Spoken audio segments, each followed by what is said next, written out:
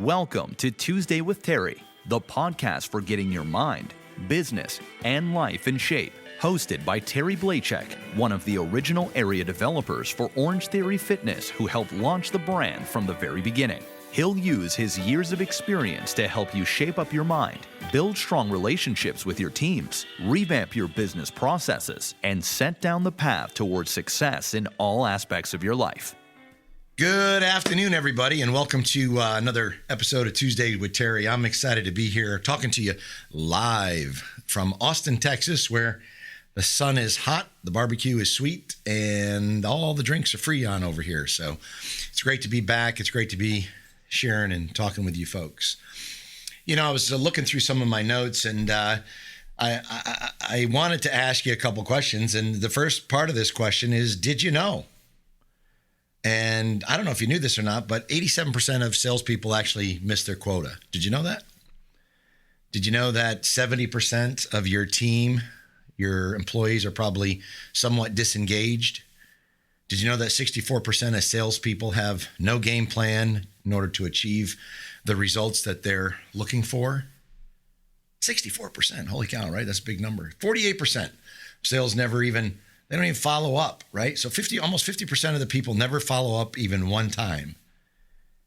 And 80% of your management team say that they don't have time to train their people.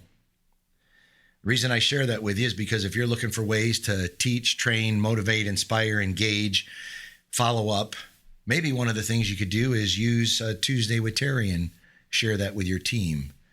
Maybe have them get online. If you hear some good things, maybe that would be something that could be helpful. I talked a couple episodes ago about asking for the sale. I gave you 10 ways to ask for the sale, right? And I talked about that. I talked about setting up for the sale. I talked about discovery questions that you need to create for your business and what that might look like. But when you ask for the sale, sometimes people give you objections or they have questions, and it doesn't mean that questions are bad. It just means that they have questions. If you're working with a group of new salespeople, a lot of times they take those questions and they say, oh my gosh, this guy gave me objections. Well, he didn't really give you objections. He just simply had more questions. Don't misunderstand questions and more information for objections. So a lot of times what happens is when you boil it down to all the pieces and parts, what you find out is there's probably 4 or 5 basic objections that you're going to get over and over and over again. For us in my business, that's time. I don't have the time. I don't have the time to work out. You might find that people say they don't have the time to meet with you. They don't have the time to spend for your product or service, or I can't take the time. A lot of times people say they need to check with a higher power. Sometimes that's the spouse. Sometimes that's their boss. Sometimes it's other folks they got to check with. Sometimes people say they need to think about it, right? They don't like to make quick decisions. They got to go home and sleep on it, or they never make a decision the first time in. That's usually a smoke screen for something else, but a lot of times that happens. And then of course, price, right? A lot of times price will come up. Certainly in the environment that we're in, we see inflation happening. We see prices going up. And in essence, what you could expect is maybe somebody might say, hey, the price is too high, or it's more than I wanted to pay, or I didn't know it was that much, or, oh, they cringe a little bit. Regardless of that, is what I want to walk you through today is a 6-step process that you can get into alignment and get back on track to try to move the deal forward. And the acronym that I want to use today is called AIRHUA.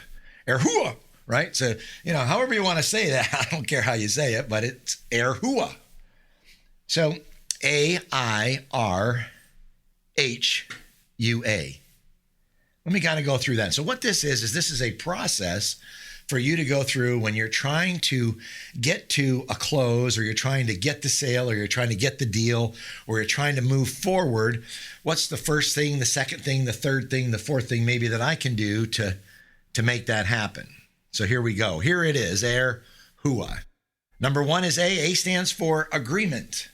You got to get into an agreement. I think I might have mentioned that 1 or 2 episodes ago, but these are words or phrases that say, no problem, I understand, I hear you. Just physically shaking your head, yes, or interesting, right? I can relate to that, or I hear you. Those were 5 or 6 different examples right there that when you say that, it breaks the barrier, it breaks the wall down. I spoke about breaking the walls and building bridges to get to the close or get to the sale. And a sale happens when money changes hands, right?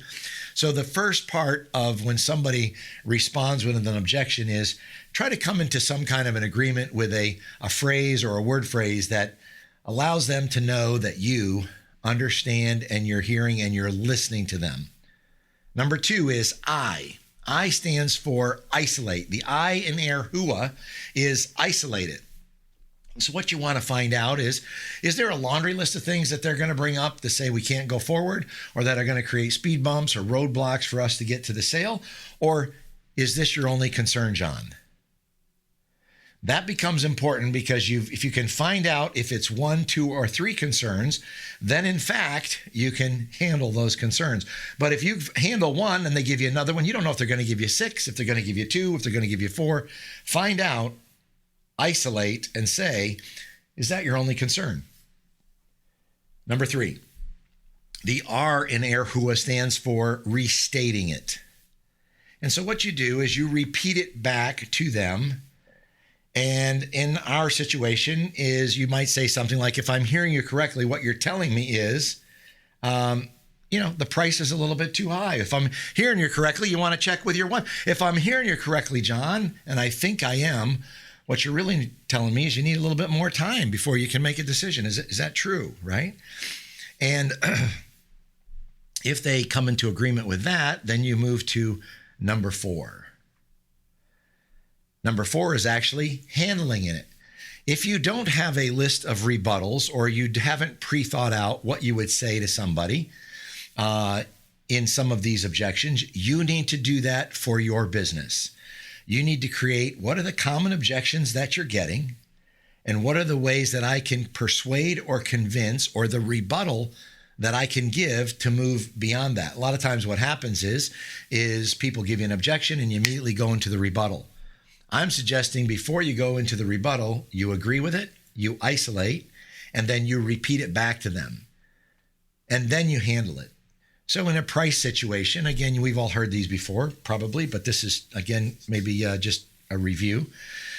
If somebody brings up the price and they say, well, the price is too high. You say, no problem. I understand what you're saying. Is that your only concern? They say, yeah. And then you repeat it back. You say, well, if we can get beyond the price and we can see that the price is more than fair, we can get you on a go forward, or we can move ahead with the decision today. Am I understanding you correctly? And they say, yes. Then you handle the price. So in our business, we have a $159 membership. I'll just give you an example. And we use what we call a talking pad.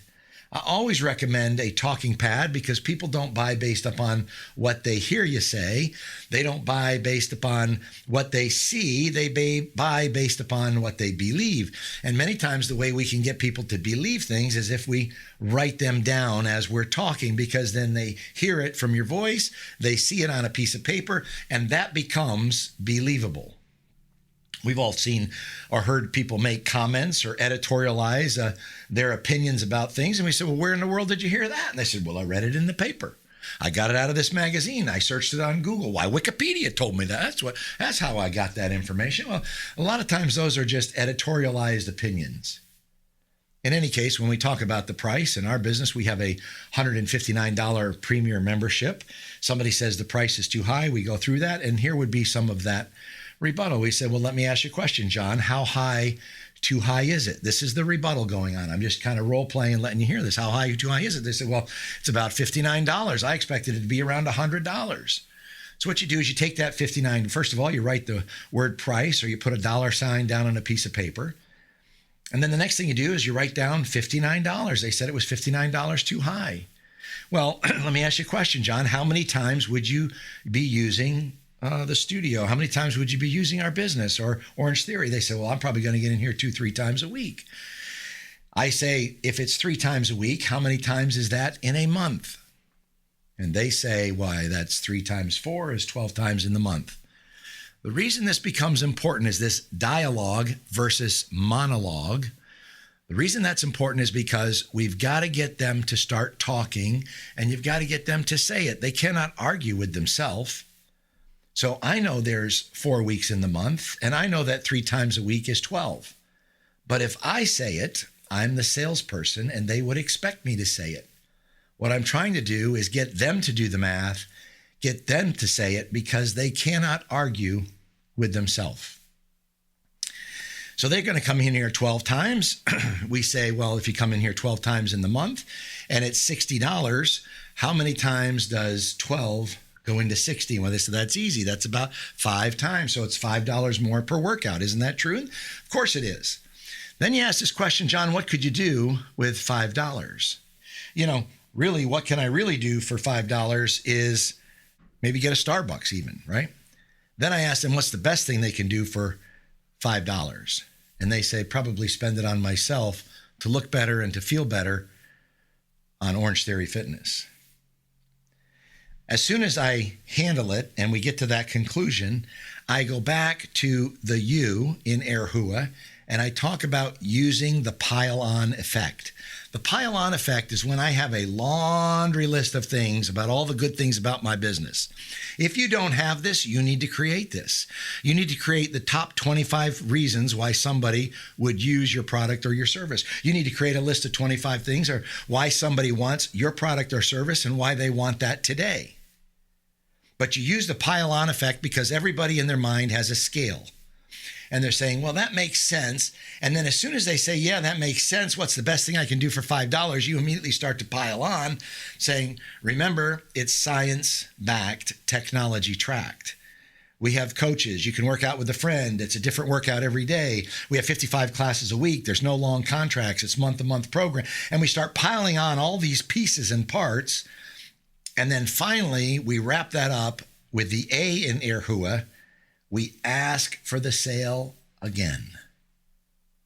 Now, that's why I gave you 10 ways the other day to ask for the sale. You don't say the same thing. If the first time you said, which of these options are best for you, the next one might be, which credit card would you like to use, Visa, MasterCard, or American Express? If you already used that one, then you might say our membership is a simple process. John, I want to remind you, the easiest part of that is going ahead and getting started today. Again, Erhua, agree, isolate, restate, repeat back in question form, handle it, use the pile-on effect, and finish it up with asking for the sale. That's a way and a step-by-step process to overcome or handle an objection. Is it the only way? No. Is it the best way? Maybe, maybe not. But it is a way to get to where you want to go. And I'm going to wrap it up today by just asking this question. Again, the most important part of the sales process is you. Take a quick personal inventory on yourself now. What do you need to do more of? Or write it down. This is about you. What do you need to do less of? Write that down. What do you need to do in the next 30 days to really improve your sales presentation, your pitch, your sales process? Write it down. Are you proud of your performance? If you had to give yourself a grade, what grade would you give yourself? Can you see how some of this actually might help improve your process, your presentation, and get you to do more sales? You know, and I know, you can do something and you can say something to get you closer to the sale, and you can do something and you can say something that could take you further away from the sale. What is it that needs to change today? What needs to change this week? What do you need to do to start making a difference? What are those 10 action items that you can put in place that will give you better results, better performance, better sales, better quality of life, better commissions, all that goes along with it? Anyway, hopefully that was a little helpful for you today. I appreciate your time. Tune in to us next Tuesday for another episode. Thanks a lot. We appreciate you. Bye-bye for now.